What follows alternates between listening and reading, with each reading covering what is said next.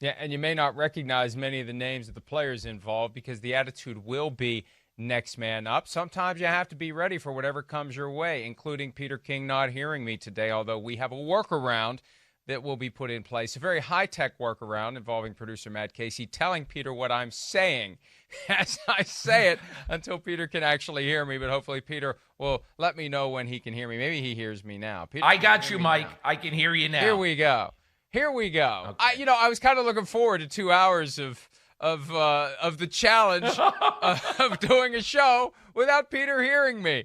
All right, but Peter, you're right. We're going to talk coming up about some of the developments of this week as it relates to the NFL's ongoing effort to play pro football in a pandemic. On one hand, it is amazing that we're on the brink of Week 13 and all games have been played. Yes, several weren't played when they were supposed to be played, but they have been played with 5 weeks left in the regular season. And the NFL, I agree with you, has a determination to get every game in, to check every box of 1 through 256, and then progress to the postseason with 14 total teams for the first time ever in the field. The Steelers will have to get through the remainder of their regular season without linebacker and excellent pass rusher Bud Dupree. Confirmed torn ACL, out for the rest of the year.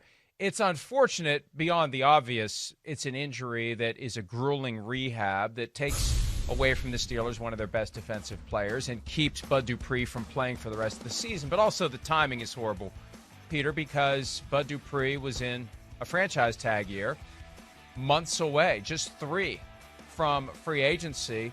And now a wrench has been thrown into that because no one's going to give him the kind of contract that he was earning on the field while he's rehabbing from a torn ACL. So financially, it's a disaster for Dupree.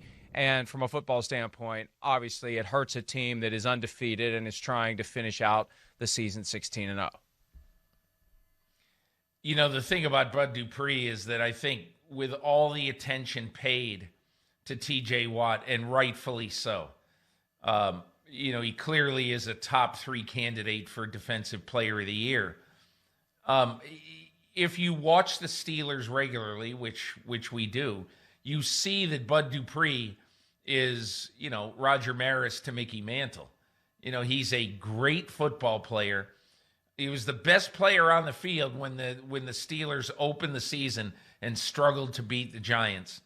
And, he has been a terrific presence, mostly on the other side of the field from T.J. Watt this entire year. That loss is really going to hurt. And again, look, Mike Tomlin, who always is a next man up guy, and coaches are, Mike Tomlin has to understand now that, okay, so every team or every guy on his team, starting with Alex Highsmith, who he says is basically the next man up, is going to have to fortify the pass rush because this is a major, major loss. And, the strange part about the Bud Dupree time with the Steelers, there was a degree of ambivalence the Steelers had toward Dupree. Right. And they went with the franchise tag because they hadn't previously, through 5 seasons, 4 years of his rookie contract, and the 5th-year option, they hadn't extended him because they weren't sure. So they went with that extra year of the franchise tag, and now we see what ultimately happens with Bud Dupree in Pittsburgh. And let me just check my math here. 1, 2, 3, 4, 5. He is in year 6, so he did finish his 5th-year option. For a second, I thought maybe they didn't even use the 5th-year option, but they did. But they'd never signed him to a long-term deal, and he was on track to make the kind of money that you would make either from the Steelers or on the open market. Here is Mike Tomlin, Peter, as you mentioned, talking about the comfort level with Alex Highsmith as the next man up in place of Bud Dupree.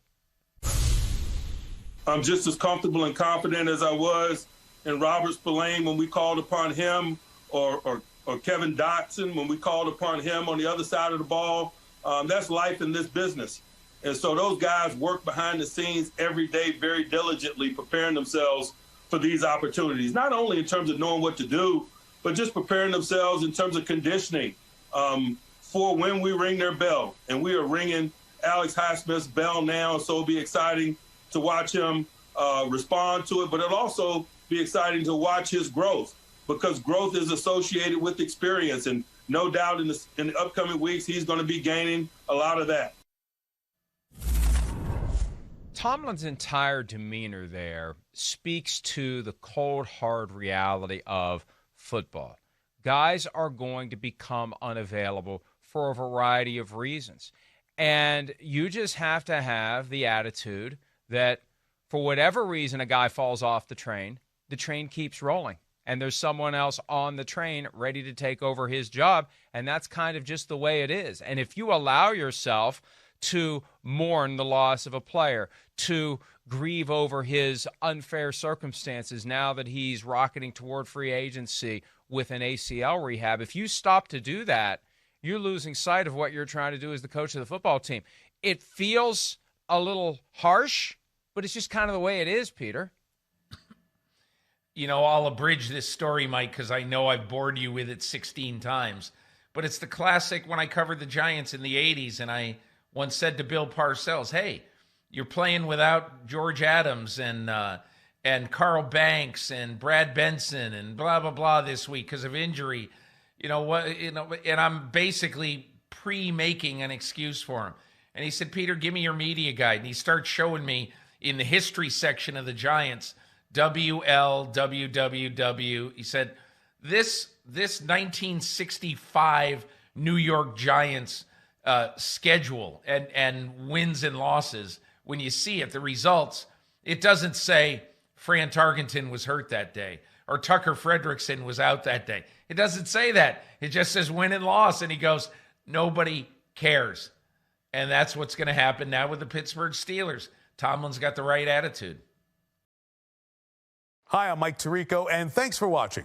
Make sure to hit subscribe for the latest news and highlights from NBC Sports.